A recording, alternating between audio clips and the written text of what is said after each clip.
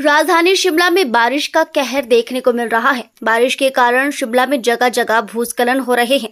चौड़ा मैदान बालूगंज मार्ग पर क्रॉसिंग के समीप मंगलवार रात को भारी भूस्खलन के कारण पूरा का पूरा मार्ग क्षतिग्रस्त हो गया, जिससे स्थानीय लोगों को भारी दिक्कतों का सामना करना पड़ रहा है। गत सोमवार 19 अगस्त को बारिश के कारण क्रॉसिंग के समीप भूस्खलन से शिमला बालूगंज मार्ग बंद हो गया था तथा चौड़ा मैदान बालूगंज मार्ग पर दरारें पड़ गई थी। वहीं मंगलवार को फिर हुए भूस्खलन से मार्ग पूरी तरह से क्षतिग्रस्त हो चुका है। प्रशासन ने बैरिकेडिंग करते हुए शिमला बालूगंज मार्ग को क्रॉसिंग के समीप पूरी तरह से बंद कर दिया था। मंगलवार रात फिर इस जगह पर पहाड़ी दरकने से सारा मलबा व पेड़ सड़क पर आ गए। इससे सड़क किनारे बना लोक निर्माण विभाग का रेन शेल्टर पूरी तरह से ध्वस्त हो गया है। अब समर हिल व बालूगंज के लिए बाया चक्कर होकर वाहन जा रहे हैं। स्थानीय लोगों ने इसे प्रशासन की लापरवाही व पानी का रिसाव उसका कारण बताया। वहीं बालूगंज के स्थानीय लोगों व दुकानदारों ने कहा कि बालूगंज चौड़ा मैदान मार्ग क्षतिग्रस्त होने के कारण उन्हें काफी दिक्कतों का सामना करना पड़ रहा है। स्कूली बच्चों व कर्मचारियों को अब बाया चक्कर होकर जाना पड़ रहा है। साथ ही मार्ग टूट जाने के कारण अब दुकानदारी भी प्रभावित हो रही है। पहले यहां आते जाते लोग रुक जाते थे, लेकिन अब काफी परेशानी हो रही है। स्थानीय लोगों व दुकानदारों ने कहा कि यह भूस्खलन प्रशासन की लापरवाही का नतीजा है। उन्होंने कहा कि 1 वर्ष पहले भी ये जगह धंसी थी, जिसके लिए यहाँ पर एक डंगा लगाया गया था, लेकिन इस डंगे के कारण जो कलवट थी उसे बंद कर दिया गया। कलवट बंद हो जाने के कारण पानी का सारा रिसाव पहाड़ी पर होता रहा, जिसका नतीजा अब भूस्खलन के रूप में सामने आया है। स्थानीय लोगों ने कहा कि जब भी कोई कार्य होता है, अधिकारियों को उस कार्य को जमीनी स्तर पर देखना चाहिए, न कि केवल कागज पर योजनाएं बनानी चाहिए। मेरा नाम राजेश कुमार सूद है। मैं बालूगंज में दुकान करता हूँ। जो ये सर्कुलर जो रोड व्यापार मंडल बालूगंज का चेयरमैन हूँ और गोपाल मंदिर सभा का उप प्रधान हूँ। सर, ये जो सर्कुलर मुख्य वजह जो है, एक तो पानी का बहुत अधिक रिसाव होना और एक जो पानी की एमसी की सबसे ज्यादा लीकेज जो है, इसका मुख्य कारण है। तो ऑपोजिट एक दूसरा रोड है Indian institute of advance study का, जिसको अंग्रेजों के टाइम से वो रोड खुला चला आ रहा था। चंद 1 साल से ही दो तीन अफसर ऐसे आए जिन्होंने ये रोड बंद कर दिया है और वहां से जनता को तक जाने नहीं देते। आज की इस दोनों रोड को बंद होने से ये समस्या हो गई है कि कम से कम वो पैदल जो जनता है वो चली जाए और एम्बुलेंस 2 जो गाड़ियां हैं उनके लिए ये रोड खोल दिया जाए। ये डीसी साहब और एसपी साहब से गुजारिश है कि वो इनके अफसरों को बोले, सीपीडब्ल्यूडी के, और इस रोड को खुलवाएं। ये जो सर्कुलर रोड टूटा है, रोड का मेन कारण पानी का रिसाव और कारपोरेशन की जो है नेग्लिजेंसी है। इतनी बड़ी जब दरारें आ गई थी तो उन्होंने इसका कोई भी रिपेयर नहीं की, कलवट नहीं खोले, इंतजार करते रहे कि कब ये रोड गिरेगा और नए सिरे से बनेगा।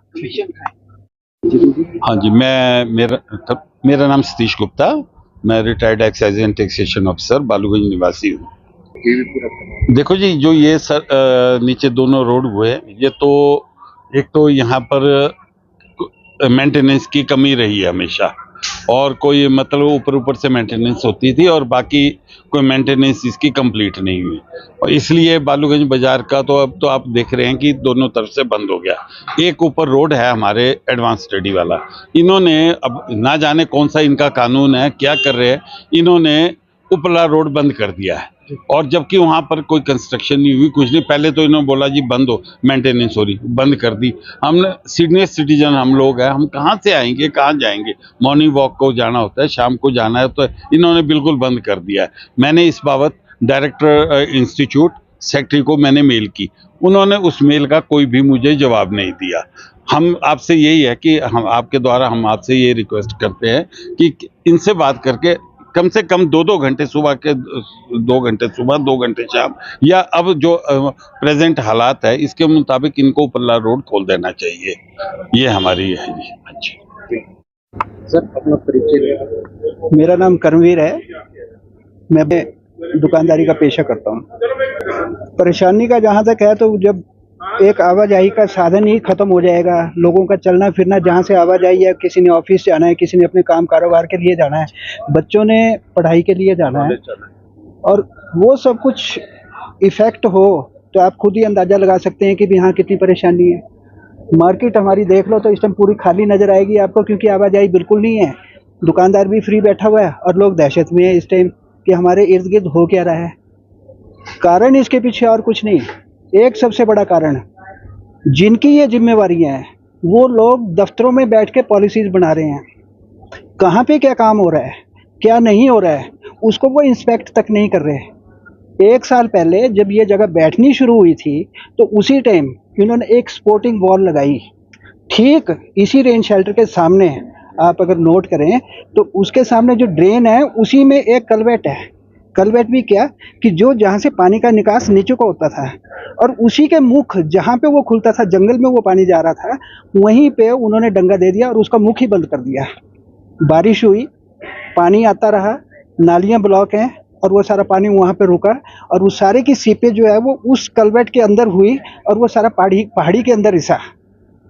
जब वो ठेकेदार वहाँ पे काम कर रहे थे, डिपार्टमेंट वहाँ पे काम कर रहे थे, वहाँ के सुपरवाइजर, जेई, एसटीओ, एक्सिन क्या कर रहे थे, दफ्तरों में बैठ के ही सिर्फ कागजी कार्रवाइयाँ कर रहे थे।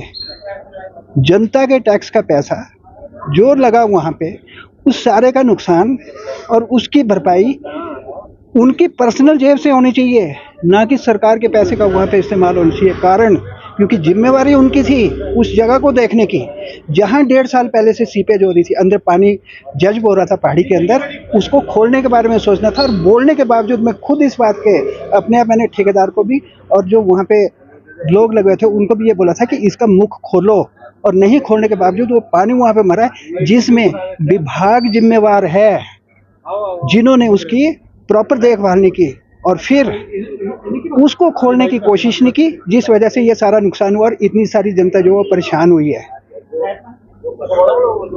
थोड़ी नीचे ताकि कट जाए। सर अपना परिचय देना। मैं अनिल वर्मा।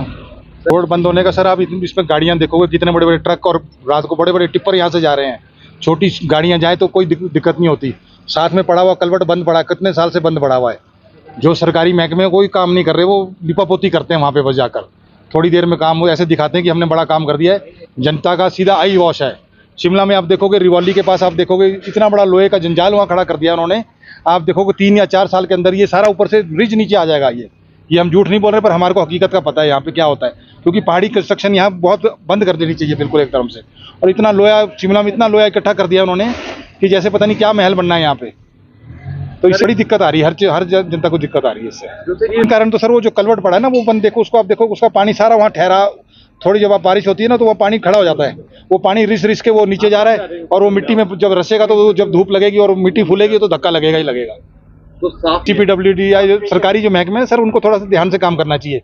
सरकारी दफ्तर में आदमी बैठे हैं, वो बोल रहे हैं जी एक्शन साहब साइन हो गया, ये हो गया, मेरे इसको टेंडर दे दो, उसको दे दो, ठेकेदार को काम मिल गया, अपनी कमीशन ले ली और अपना साइड हो गए। ये है सर, इसमें और कोई दिक्कत